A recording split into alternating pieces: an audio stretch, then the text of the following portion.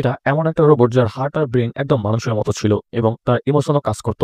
সে ডক্টরের সাথে কথা বলার সময় কান্নায় ভেঙে পড়ে এবং নিজের পরিস্থিতি দেখে ডক্টরকে বলে তাকে একেবারে শেষ করে ফেলতে।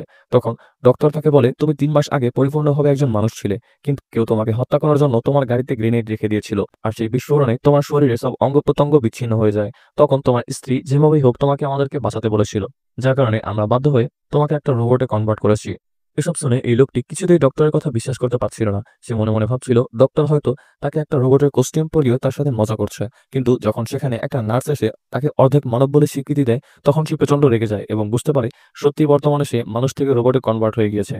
সে ডক্টরকে বলে তার শরীর থেকে এসব কস্টিউম খুলে ফেলার জন্য, কিন্তু ডক্টর তার কথা শোনে না। তখন এই লোকটি রেগে গিয়ে ডক্টরকে মেরে সেখান থেকে পালিয়ে যায়। কিন্তু সে জানতোই না যে সে এখনো এই ডক্টরের কন্ট্রোলেই রয়েছে। সে এখান থেকে বের হয়ে একটা উঁচু দেয়ালের উপর থেকে লাফ মেরে ল্যাবের এরিয়া থেকে বেরিয়ে যায় এবং খুব দ্রুত গতিতে এখান থেকে পালাতে লাগে। কিন্তু এমন সময় ডক্টর পুনরায় তাকে ডিঅ্যাক্টিভেট করে দেয়, যার ফলে সে ওইখানেই পড়ে যায়।